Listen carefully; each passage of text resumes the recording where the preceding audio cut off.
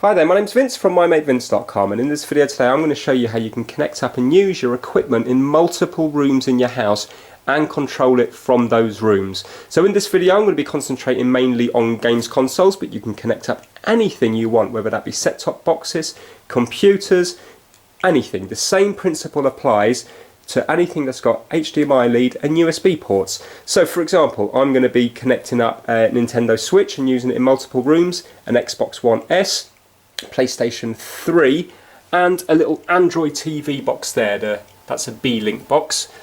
And the rooms we're going to be using it in is in this room here, in the kitchen, in this back room,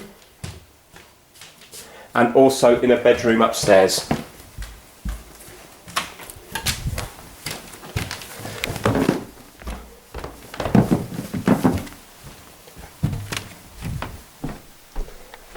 And in the bedroom here as well. Now, in a lot of the rooms you will be able to use wireless because the Bluetooth signal from a lot of these games consoles will travel quite a fair distance. But in the back room, because it's an extension, it's got a thick wall, it's got the original outside wall, and as soon as I go anywhere near that room, all Bluetooth signals just disappear. So this is where it gets quite complicated. I'm going to have to run USB extenders throughout the Ethernet cable in the house. Now I'm going to show you a setup to begin with, just on the floor, a very basic setup, and then I'm going to show you the real setup in my house, and then hopefully between the two it will make sense. So basically the objective is that if, for example, we're playing on the main TV here, this is where you've got your Nintendo Switch set up or your Xbox set up, and for example your family want to watch something on that TV. Now obviously with the Nintendo Switch you can pull it out and use it in handheld mode, but what about if you still want to use it in TV mode? Or your Xbox One? Yes, you can physically unplug it and bring it to a different room, but that's a bit of a pain. So by doing the setup in this video, you will be able to just move to another room and carry on playing. And the great thing is, the games that I've played, there's no lag whatsoever doing this. Not that the games I'm playing, I'm not a professional gamer, but I can't notice any lag. If you're going to be connecting up things like your computer and your set-top box, well, lag's not such an issue anyway. So basically I'm just going to show you the initial setup here on the floor, and then I'm going to show you it working and the real setup, because in the real setup I have got things like this USB thing here, which basically you have to switch depending on the input that you want to work in the other room. Now everything in this video is budget equipment. Yes, you can get HDMI matrices that cost well over £1,000 that will do all this really easily, but in this video I've done everything just cheaply from eBay and Amazon. So for example, that USB switcher there, I'm pretty sure from memory that was well under £5. That HDMI switch over there, again, about £5. Things like the HDMI splitters, you can get for under £10. The ones that I've got were £30 because they're splitting it 4 ways, but none of this stuff is expensive. Right, okay, so let me just show you the basic setup. So normally you would just plug, for example, your PlayStation 4 into your TV and it will work. Now the reason I'm actually doing this example here with the PlayStation 4 is this will not work with the PlayStation 4 because for some reason, although it says you can use a USB cable to connect up the controller, it still needs to be within wireless range. So when I bring this controller into the back room, because it's not in wireless range, the USB doesn't work either. And I've changed the settings on the PlayStation 4 to USB, and it still doesn't make a blind bit of difference. So with everything else, with the Xbox One controller, and now because Nintendo Switch have released the latest update to allow you to use USB controllers on it, then I can use them in the back room no problem. But for some reason PlayStation 4 doesn't work, and it's not the controller, because I've tried 2 DualShock 4 controllers, version 2s, which are supposed to work, and they don't. So that's why I'm using this as the example. So basically we have the HDMI coming out of the back of here, and normally that would go into your TV. But we're going to put it into a switch, and the idea of this switch is, on this particular one, you can have 5 inputs, so you can see there, input 1, input 5, 4, 3 and 2, and then 1 output. So what will happen is we can also then have, for example, the Xbox One in here, and a Nintendo Switch going in here, and an Android box, and your set-top box going in here. And depending on which one we select, it's going to pass through that signal to the TV. But we don't just want it going to one TV, we want it going to more than one TV. So here we have a splitter that splits it 1 to 2. So we've got one input and then we've got two outputs. So what will happen is you will get a mirror image then on both TVs. So this black HDMI will go to one TV, this grey HDMI will go to another TV, and then whatever is playing, so for example, if we've got the PlayStation 4 selected here, then the PlayStation 4 will show its picture and sound, because remember HDMI carries picture and sound, on both TVs. Now, that's that side of it. But what happens now if we want to be able to control it? Now remember, this doesn't work for the PlayStation 4, I'm just showing this as an example. You need to get USB extenders. Now if, for example, you're just doing this in the next room and the Bluetooth signal from your controllers work, then you don't need to worry about USB extenders. This is only if you're moving it a long distance away from your source. So for example, whether that be the Nintendo Switch, the Xbox or the PlayStation. And then what will happen is you will lose the signal as you get further away, because these will only work for about 10 meters. After that, it's going to lose the signal, especially if you're going through thick walls. You're going to lose the signal very quickly. So what we have to do is we have to then extend the signal via Ethernet. So what we do is we get these little USB extenders here, and you're going to have two of them. One's going to be a local, and one's going to be a remote. The remote is going to be where you actually want to play the controller. So what happens is you just, nice and simple, you just plug the local into the piece of equipment like the PlayStation 4. Now we need to get this signal to the new room. So that's where you would use Ethernet cable. Ethernet cables are basically just LAN cables, these connections here with the 8 pins on them. So you would normally have these from the back of your router or router, as you know it in other parts of the world, from there to your PC or your Xbox or whatever you want to have a wired network to. So what we're going to be doing is we're going to be plugging in one end of the cable into there. Obviously this cable is just reeled up, and then the other end of the cable into the remote, the other side of the USB extender, like so. Then what we're going to do is we're going to get our cable. All of this will only work as a wired controller. So yes, like I said earlier, if you're within Bluetooth range, then it's all going to be wireless. But if you're not within Bluetooth range, then you are going to be tethered by a lead. So for example, now I've got this charging cable from the Xbox One S that will also work with the PlayStation. Now, as you can see there, what's happened is the USB is coming out of the PlayStation, it's going into one of the USB extenders, it's going around the Ethernet cable to wherever you need it to be, and these things can work up to good distances. I mean, check online, but often you will get 30, 40 or 50 meters out of these, and then it goes into the remote, and then you connect your controller to the remote USB extender. So now what's happened is we've now extended the picture and sound via the HDMI cables, and now we've extended the controller via an Ethernet cable and USB extenders. Now let's say if you don't want to run HDMI cables, personally I have run them. The downside of running HDMI cables is that they do go out of date. So for example, the ones that I run, some of them are high speed ones, 1.4, but some of them are not. And the ones that are not, I can't get a 4K signal down them. So it's not really an issue at the moment because I've only got one 4K TV, but in the future that is going to be an issue. So a lot of people like to run the HDMI down Ethernet cables again. So if you've got your apartment or your house already wired up for Ethernet everywhere, either Cat5e or Cat6, then what you can do is you can buy Ethernet to HDMI adapters. So we've got two here, two types. We've got one very cheap type. This type here I think was about £4 or £5 from eBay. And then we've got a slightly more expensive type. I think these were £11 or £12 from eBay. You also get them on Amazon as well. The difference is that you can run this one down just one cable. This one takes two cables. So what will happen is, if you want to run, instead of running the HDMI cables, if you want to run it down Ethernet cables, all you've got to do, because you can see these are HDMI ends, is put Ethernet cables in between them. So for example, these ones are obviously a lot easier because all you have to do is get one cable, one Ethernet cable, and connect it up between them. There.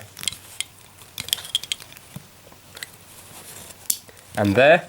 And as you can see, one says RX, so that's to receive, and one says TX, that's to transmit. So what we would do is we would plug, let's get rid of this grey cable. Let's say if we didn't want this grey HDMI cable going all around the house because it was too hard to run, or you already had the Ethernet cable in place, you would then put that in there like so, and then this side would go into your TV. And then what's happening is the HDMI splitter doesn't care. As far as it's concerned, it's just pumping out the signal. One cable, one picture and sound is going down the black cable, and then the other picture and sound is going through the Ethernet cable. Again, the same things happen with these, but this time you're going to be running it down 2 cables, so it's a bit more bother because you have to run it down 2 cables, because these are a lot simpler devices than these ones here, and hence the reason they're more expensive, because it's much more convenient to run it down the 1 cable. But it's exactly the same principle. That would go there with 2 cables coming out of it, and this one would go here with 2 cables, and as you can see they're both labelled up 1 and 2, so all you have to do is make sure that cable 1 goes to number 1 on both of them, so it'll be 1 and 1, and then 2 and 2. That's all you've got to do. Now in my experience I found that these work slightly better than these, but remember, these are the cheapest of the cheap. I've got the cheapest ones just to test them out. If you're willing to spend 30 or 40 or 50 pounds, you can get some really good ones that will travel good distances. They say they can go up to 40 or 50 meters again. With these ones, I think they were rated at 30 meters using Cat 6. I struggled. I've already done a video on them. I'll be honest with you, I couldn't get more than 15 meters out of them, I think the result was. So it's not great. But as I say, I don't need to use these because I've already got the cable in, the proper HDMI cable in through the house. Right, so apologies, this is going to be a long video because there's a lot to cover. But basically, that is the basic setup. Now, it gets more complicated because I want to connect up not just one console, I want to connect up 4 pieces of equipment. So I want to be able to play my PlayStation 3 everywhere, I want to be able to play my Xbox One everywhere, I want to be able to play my Nintendo Switch everywhere, and I want to be able to watch and control that Android TV box everywhere. So, for example now, same thing as before, but this time obviously I've got more things going in to the HDMI switch. So basically what happens is, let's say if we take our Nintendo Switch here, we have the black HDMI cable coming out and it goes into this input here. Then we've got the white cable coming out, and that goes all the way under my stairs where I've got a bigger HDMI splitter that I'm going to show you now in a minute, and then that splits off in 4 directions. One back to here again into my TV, one goes to the back room, one goes to the bedroom upstairs, and one goes into the kitchen. And then I've got the same thing going on here, but instead of the Nintendo Switch going in, I've got the Xbox One, I've got the PlayStation 3, and I've also got the Android TV box here. And what I've done is I've labelled it up all nicely so everybody knows what's going on. So in my house they can see that the TV input is HDMI 1. So on the TV here they just need to go to HDMI 1 because that's where my thing is set to. So if I go there, source, you can see HDMI 1. As you can see, input 1 is Xbox, input 2 is PS3, input 3 is empty, so I can add something else at a later stage, input 4 is Android TV, and input 5 is Nintendo. And with these as well, normally you get a little IR emitter, these little things up here. And what it means is, it means you can sit back and just use your remote control. So at the moment, we are on Nintendo Switch, and I've written it down here, which is number 5. If I was to go to number 4, it should be on Android TV box. There you go, that's the Android TV box. If I was to go to number 2, it should be on the PlayStation 3. But it's now turned off, I'll turn that on in a minute. And number 1 should be the Xbox One. It says controller disconnected because I've been talking for that long, everything's gone off. Right, okay, so that's the HDMI switch. Now, when it comes to this thing here, remember now about the USB that I was talking about, the USB extender. That's this version here, and this goes off to the back room because the rest of my house, believe it or not, does actually work via Bluetooth. So the rooms I want to use it in, which is the upstairs bedroom, kitchen, and this room here, obviously. So the only one I need to worry about having a physical wired connection is in the back room because that's the one with the thick wall that blocks the signal. So what I've had to do is get this little 4-port USB switch. These things are really cheap and they're nasty. They're not nice at all, but they do the job. Obviously, if you want to spend more for a quality piece, get it. But I think this one was $4.99 and it really does the job. So all we have to do is, you've got your USB out there. So that's going to be the local of the USB extender. You can see there, it says local. And then I've got 4 inputs going into it. So this one over here, this USB over here, is Xbox. This one's PlayStation 3, this one's Android TV, and this one's Nintendo. So if we were to follow the USB cable out of the side of my Nintendo Switch, you can see that it's this black cable here, it goes round, it's this one here, and it goes into this port here. So if I was to hit this one here, then in the back room, I'm going to be able to control the Nintendo Switch. If I want to control the Android TV, I have to physically push that button in. If I want to control the PS3, I have to push that button in. And if I want to control the Xbox, I have to push that button in. Now, because this is a cheap item, there's no way of me controlling this remotely.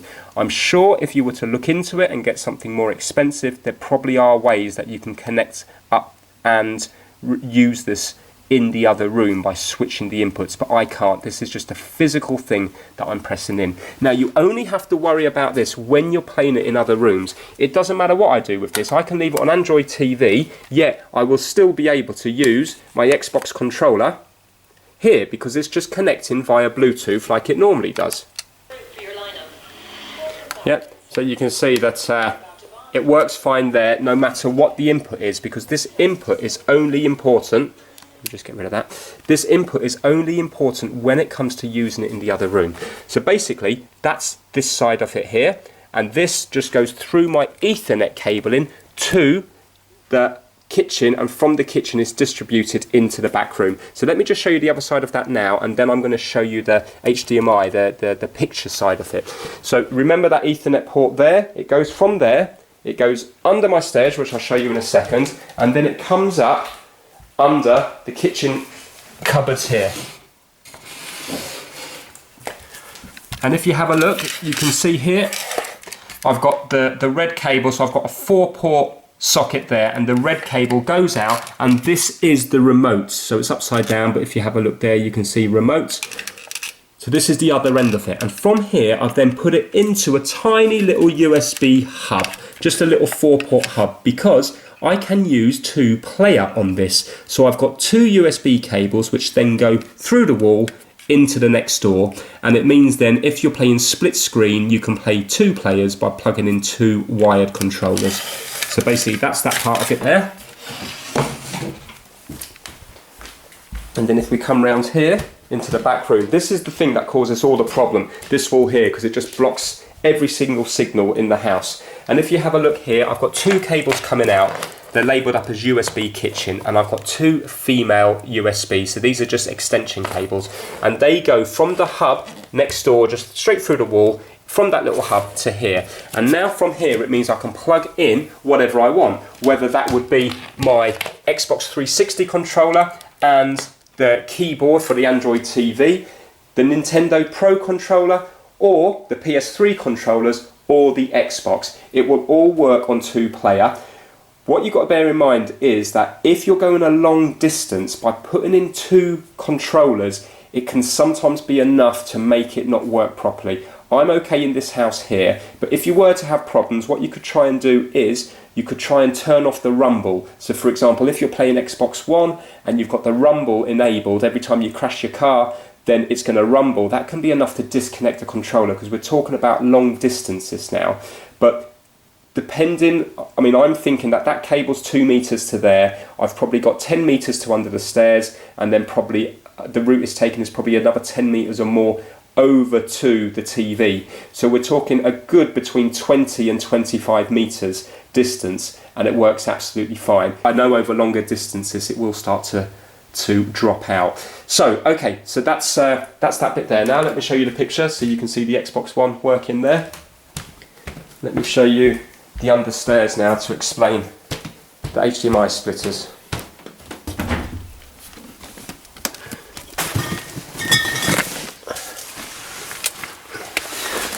Right, okay, so this big jumble of wires here is all the Ethernet cables and the patch panels and stuff. So what happens is, as far as the picture's concerned, well, let's just finish off about the USB extenders. So from that port in the main TV, it comes up on one of my patch panels here, and then I just have these short 50cm link cables that go from here to patch it through to the 4-port socket that you've seen in the kitchen underneath the plinth, underneath the cupboards. So that's all it's doing, it's just patching it through from socket to socket, because remember, it's not actually using an Ethernet signal, it's just using the wires to push the USB signal down through it. And it would be the same if you're using those HDMI Ethernet extenders. They're not actually using an Ethernet signal, so they're not going via your network switches or via your router or anything. They're purely just using the wires in the cable to push that HDMI signal through.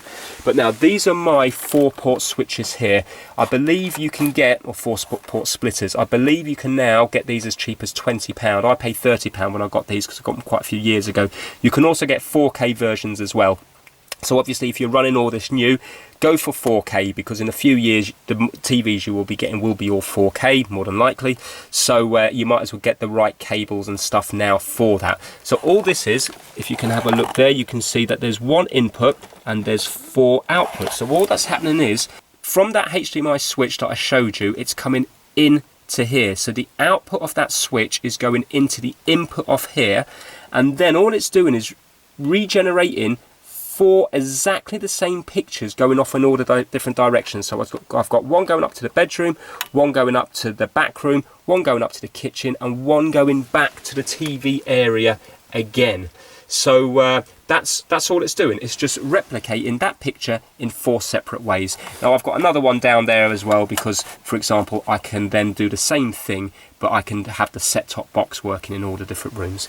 So that's the picture side of it, so it's quite simple. Now let me actually show you it working. Right, okay, so you've already seen it working in the main room there. I'm just going to quickly show you one in the bedroom, just to show you the wireless bit working, and then I'll concentrate all in the back room, because that's the one with the wired connection, so that's the kind of more complicated one that you guys would probably be more interested in.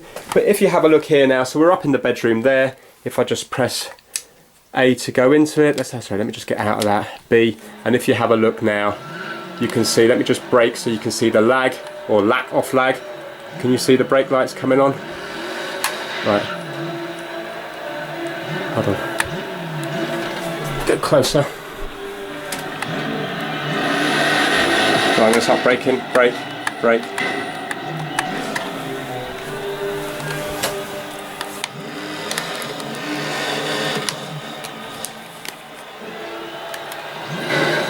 So I can't do this one-handed. But it's completely playable, and the games that I've been playing, I haven't noticed any problem at all with any lag. Now obviously this is just using Bluetooth here, so you're probably more interested on whether there is lag on the wired controllers, and I'll show you that now in the other rooms. But there you go, you can see the picture and everything. It's 1080p, it's all looking nice. Now the only thing I will say is, if for example you're using the Xbox One, and a lot of the TVs in your house are 4K, but then you have 1 or 2 that are 1080p. As far as I know, it will downgrade to the lowest thing connected to it. So for example, I've got 4K TV downstairs, but I can't get 4K on it. A, because of my cables are not good enough, and also my splitters and the HDMI switches and stuff, none of it's 4K rated because I bought them quite a while ago. But if for example you were to have one 1080p TV and the other TVs had HDR and 4K, as far as I know you will not be able to get 4K on them, because your 1080p TV is plugged in and it will drop to the lowest resolution. Right, okay, let's go down now and show you it working downstairs, and I'll also show you this controller disconnecting as we go into the back room. So in fact I'll show you that to begin with now, and remember this Bluetooth controller will work a lot further than it will work on the older fashioned Xbox One controllers. Now just to show you, can you see there, it's still working here? This is now going to be at the limit of where the controller will work, and as soon as I go into this back room here, let me go slow now because it will take a second to disconnect. There you go. So he's disconnected. As soon as I go through this wall here, it always disconnects. Right, let me get the camera stand and then I'll show you it working on the wired connection. So you can see there, controller disconnected. So we'll stick with the Xbox One to begin with, and then I'm going to show you the Nintendo, the PS3 and the Android TV. So I'm just going to turn on the PS3 just to save us a bit of time later.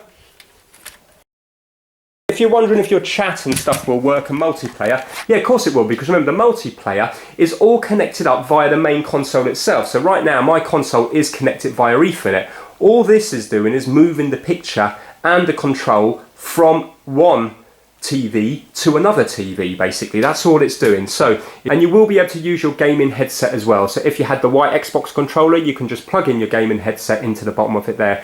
Obviously, if you're using a USB Type 1 that goes into the digital output, then you're not, again, it's going to drop the signal when you go to this distance here. Do is you can just buy yourself a cheap headset and plug it into the controller, or if you're using the original Xbox One controller here, then I'm going to show you it working on this one here. But what you will have to do is you will have to turn off Connect. So if you want to use something like Cortana, you're going to have to turn off Connect, because it's expecting to hear you through the Connect, because the Xbox One doesn't know that you're watching it in a different room. So you're going to have to turn off Connect to enable it to default to the little headset down there, but I'll show you that in a minute. Okay, so let's start with the Xbox One, and what we're going to do is, into the USB cable down here, I'm going to plug in this old Xbox One controller. So I've got it going in there, and I'm going to turn it on.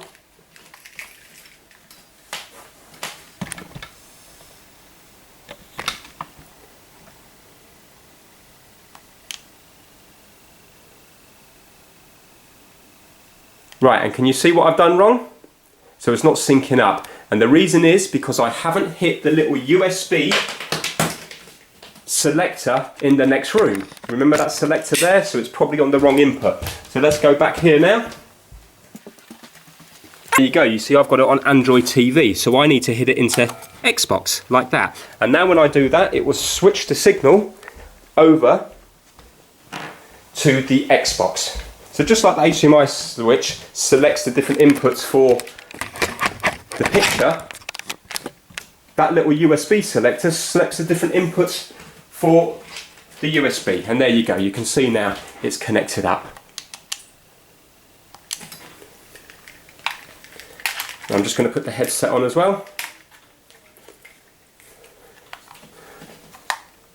Right, okay, let's get out of that. Right, so I'm just going to try Cortana now. Hey Cortana, what's the weather like in Watford? It's currently 26 and sunny. Hey Cortana, what's the weather like in Spain, Madrid? Right now, it's 31 and sunny. Still warmer.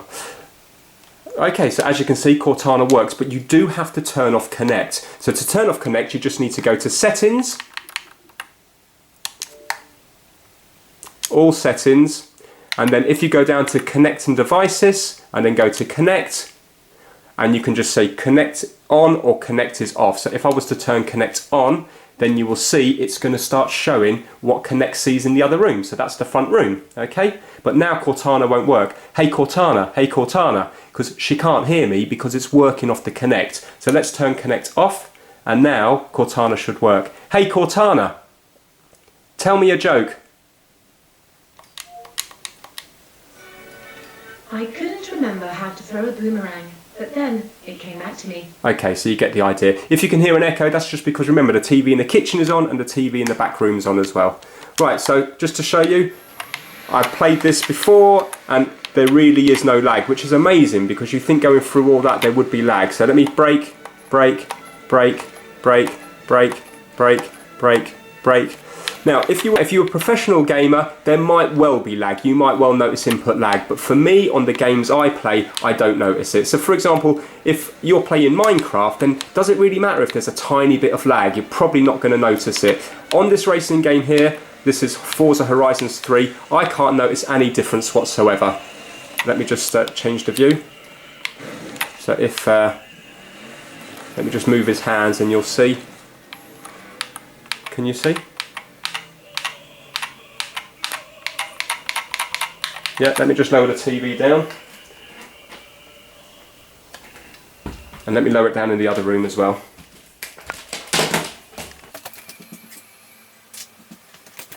Right, okay, so that's the Xbox One. Let's try the PlayStation 3. So that's the next one.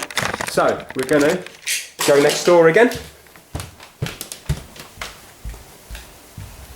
Now, it's such a shame that I can't get the PlayStation 4 to work. If you guys know of any way that you can actually get the USB to work further than the Bluetooth signal on it, let me know, because it's just really weird. I don't see the point of having a USB option if you still need the Bluetooth signal to be able to get it to work. Right, okay, so that's the PlayStation 3 there. This is the super slim version. They're an absolute bargain now if you're interested in getting one of them. You can get them for just over £50 from places like Computer Exchange. Really good value. Right, okay, so what we have to do now is we have to move the input from the Xbox to the PlayStation 3. So yes, we can just tap 2 on this thing here, or we've got a little select button here, the little cap's missing, but I'm just going to move it down to input 2. And now you will see I've got the PlayStation 3 up on screen. But remember, we now have to move this as well. So if I move that to there, now the PlayStation 3 will be working. And again, the wireless signal, I'll quickly show you that, will be enough to get me working in other rooms, in the room upstairs, but not in this one here. So let me just pick up a controller.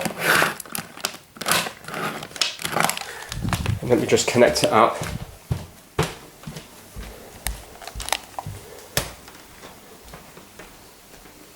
Okay, so you can see there it's connected up there. So if you're playing it in this room here, you would just play it like you normally would do. Again, this should be just about enough to get me working in the kitchen.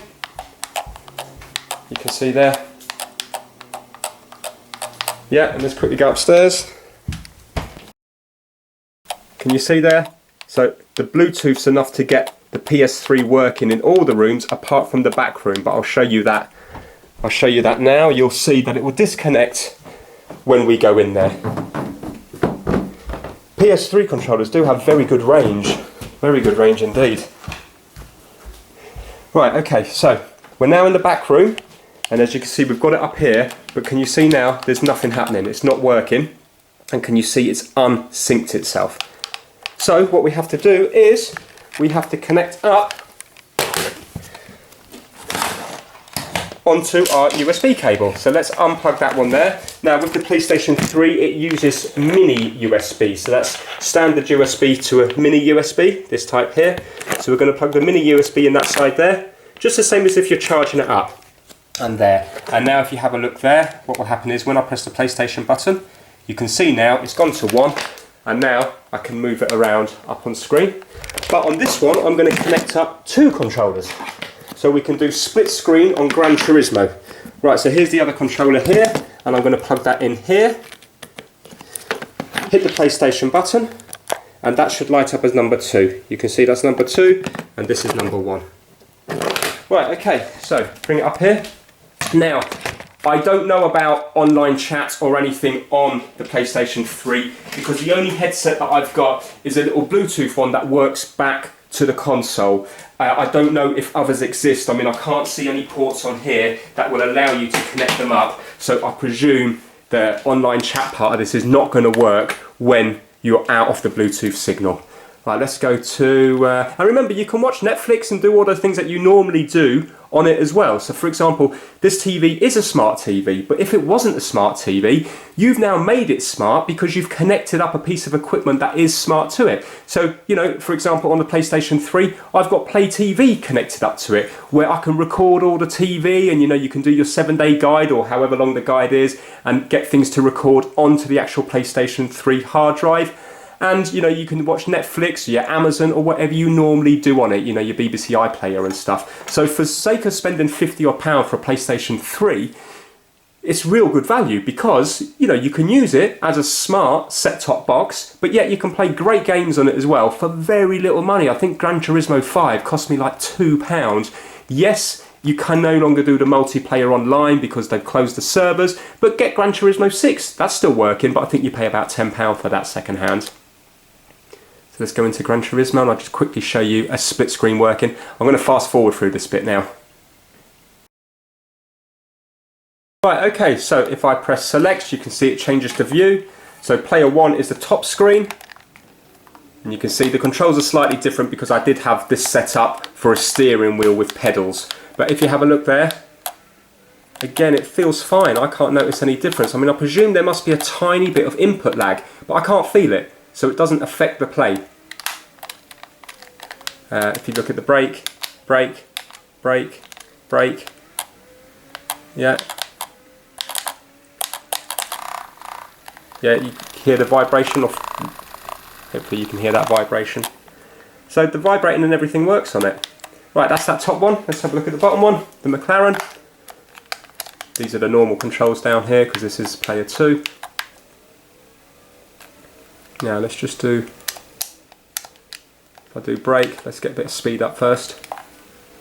And now brake, brake, brake, brake. So you can see, I mean, it looks pretty responsive, and to me it feels the same as if I'm sat in front of the PlayStation 3. But now if you were doing a first person, and there again you can you see it vibrating? Let me crash. Yeah? Oh, the other one vibrated off onto the floor.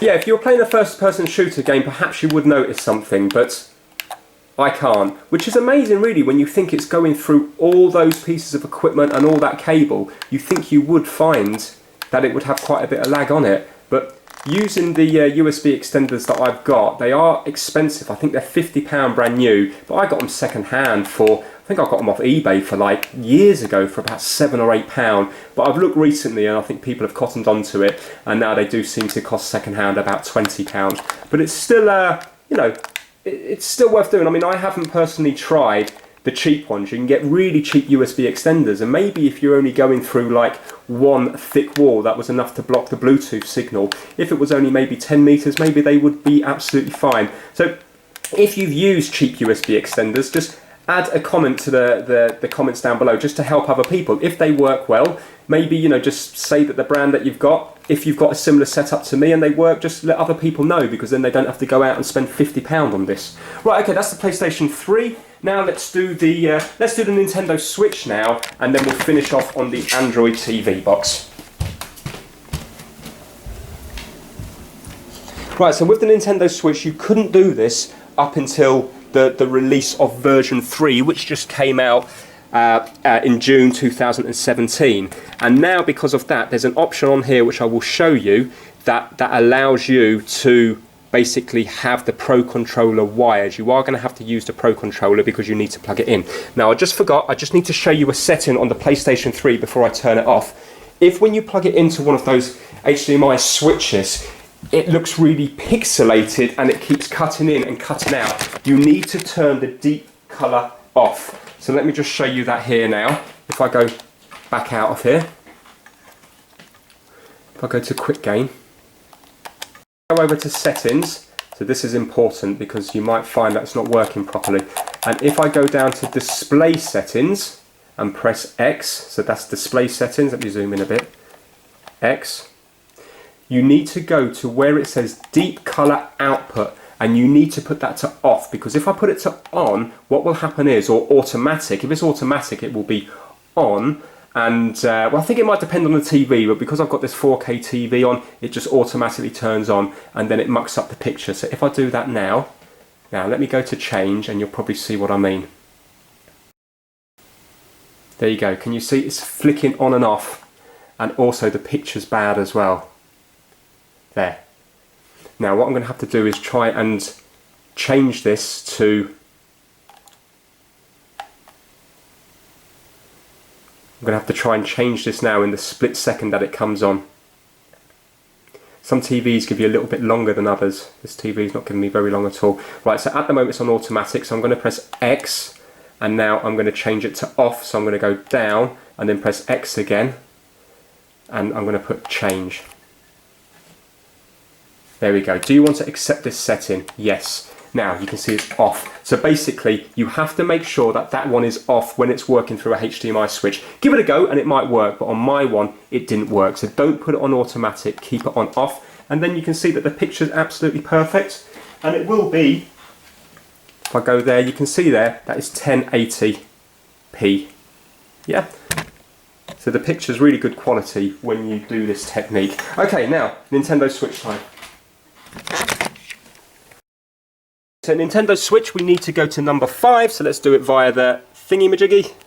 5, and now let's see, there we go, it's come on there, and what we have to do is we have to select this one here, because that's the one where the USB goes into, and now we should be able to control this. Obviously we can control it locally by just using the Joy-Cons, so you can see there, can you see it's moving around the place? Yeah, so you don't have to worry about anything when you're playing it locally. This is only when you get kicked off your TV and you have to go into a separate room. So now let's go back here. You will need the Pro Controller for this, and I'm going to show you the setting that you need. Right.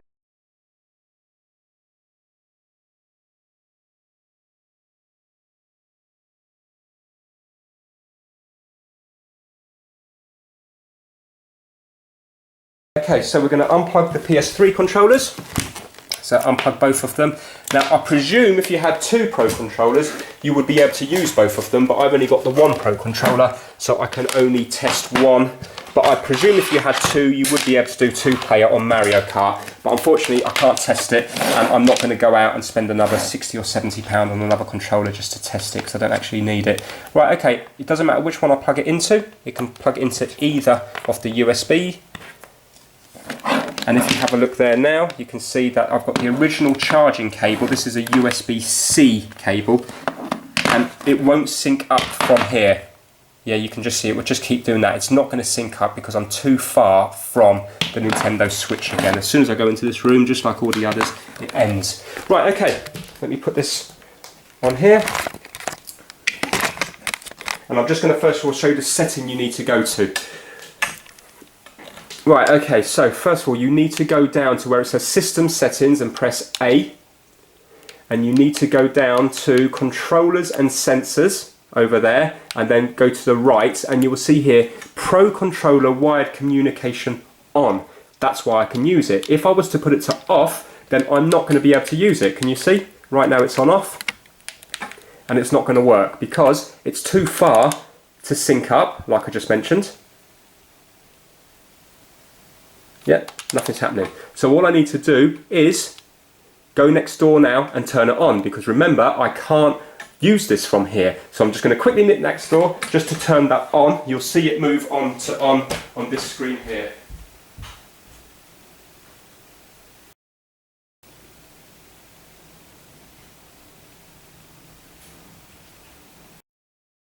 Right, okay, as you can see now, you should have seen it go from off to on, and now I'm just going to go to Mario Kart.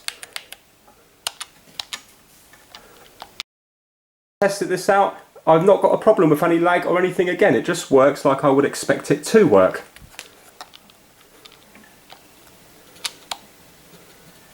Okay, so can you see there?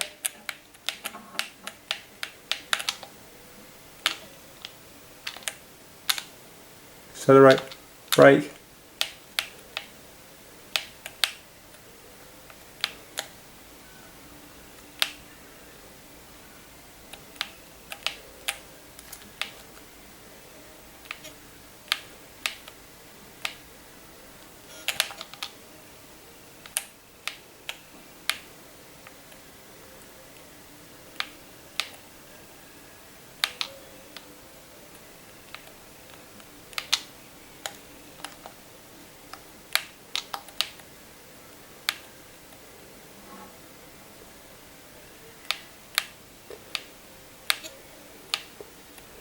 There we go. Now, I'm just going to show you it working in the other rooms wirelessly. So I'm going to unplug this now. Obviously that's going to stop working. But now, when I go into the other rooms, I should be able to sync this up again because the Pro Controller has quite a good range on it. So let's look in there.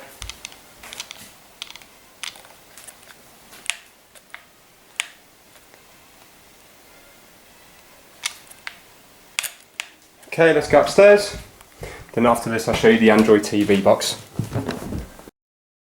Put it down.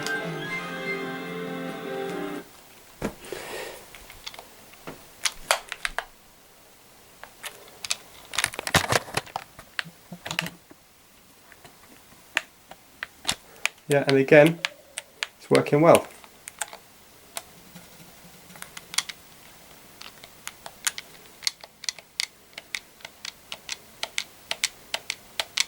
Right, okay, let's show you the Android TV box. Now, as I said earlier, you don't have to just have gaming consoles plugged into it. I know I'm concentrating here on gaming consoles, but plug your set-top box into here, plug your Roku player, plug whatever you want, plug your laptop into here. You will be able to do the same thing. If you plug your laptop into there, just like I'm going to do with the Android TV box, I'm going to connect a keyboard up onto the other side, you'll be able to use your computer in absolutely any room that you want. Yes, you can all just so you can have flexibility. So if you're getting kicked out of one room, you can play it in another room, or if the kids are going to bed upstairs, you can go downstairs and play it. You know, just gives you options basically. Right, okay, so I'm going to go to the Android TV box. This is a really good box here. This is a B-Link box. It does 4K and everything. Obviously in this setup here, it's not going to be 4K. Games on this work really well. There's no glitches or anything. And also if you're into retro emulators, so for example, PPSSPP emulator, or if you want to play, you know, your old Nintendo classics and stuff, if you're into any kind of emulation, this does work pretty well. Not for things like Dolphin forward, but if you want to play PSP games and backwards, like your Mega Drive and your Master System Sega games, all works really well. Okay, so let's go to the Android TV box. So we need to go to 4, so I'm just going to scroll through to 4 there, and we need to select Android TV here. Okay, now again, if we're in here, we can use the control like we would normally use. So if I go to home there, you can see there, that's my Android TV. I don't have to show you it working upstairs, but take my word for it, it works upstairs. You can see it working in the kitchen. So now, for example, this TV here is not a smart TV, but you can put something on here. So for example, you can use the internet, and this has a really good browser. You can play your games on it. You can put your BBC iPlayer on this, and you can just watch it from here.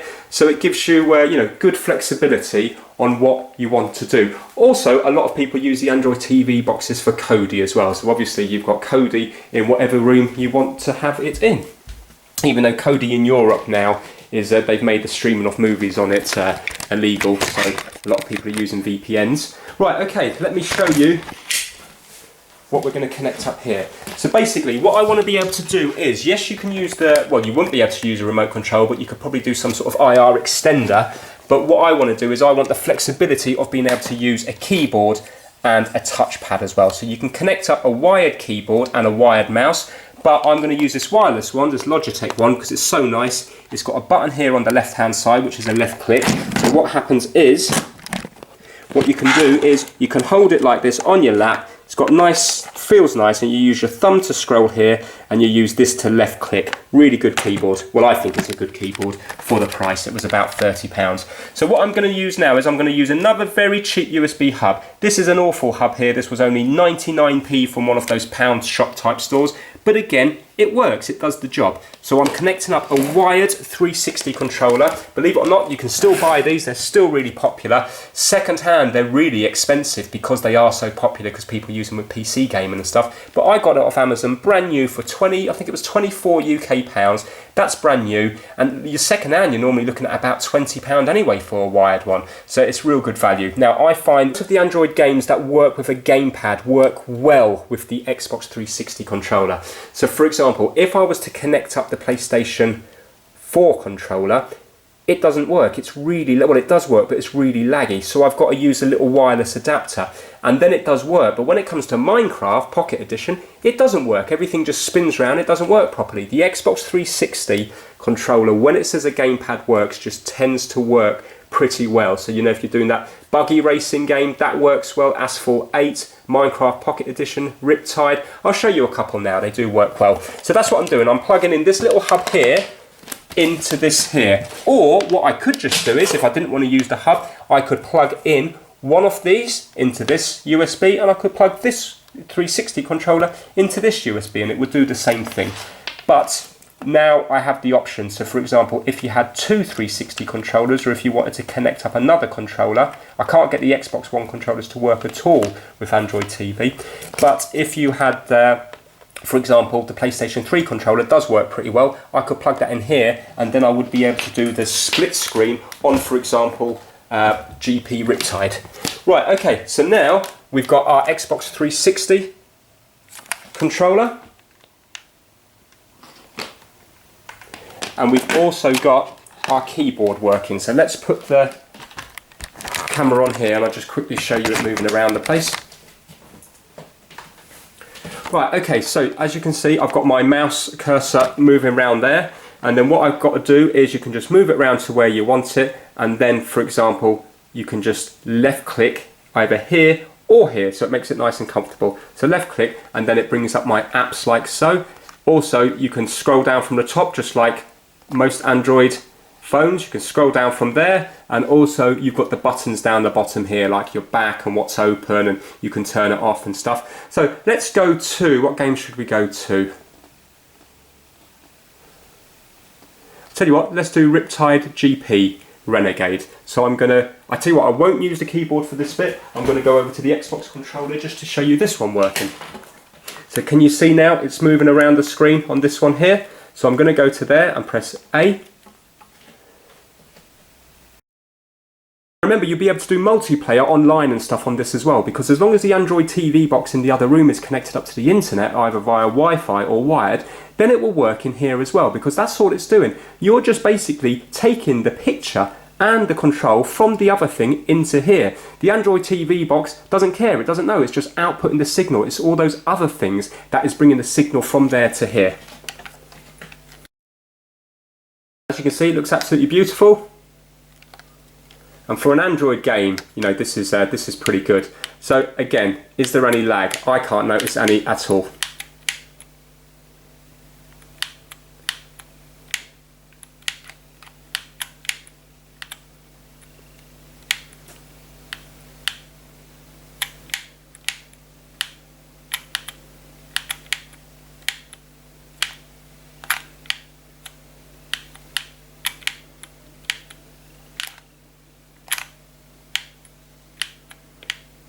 Good thing about Android games is they're so cheap. You know, you get so many games for like £1 or £2 or £3 or £4. And games like Spider-Man, I believe that works well on the gamepad. Assassin's Creed, that's a console-like game, that works on the gamepad. This works on the gamepad. Minecraft Pocket Edition is expensive, that's about £6.99 UK pounds, so just under £7. But it's so popular, isn't it? And the good thing is, it's well supported, they're constantly updating things and stuff. So, you know, that works well. But other games, I can't remember how much I paid for this thing. I think Riptide was about, I think £2.99 or £1.99, it wasn't a lot of money.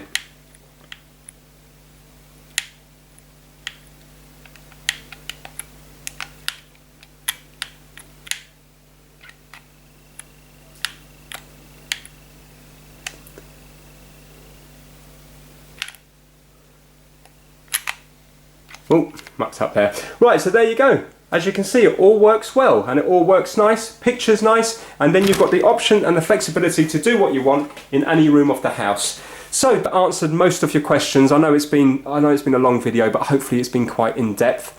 And if you're thinking about doing it yourself, hopefully by copying the technique using this video, you will have the same success. Now, what I would say is, if you're doing a complete install from the beginning, just lay the cables over the floor to begin with, just to make sure they work, because you don't want to spend ages putting them under the floorboards and burying them in the wall and stuff like that to find out it's not going to work. So just lay the cables just across the carpet and across the floor, just to begin with, just to see how it's working. Play a few games. If you're happy with it, then you know you can spend the time and install it properly.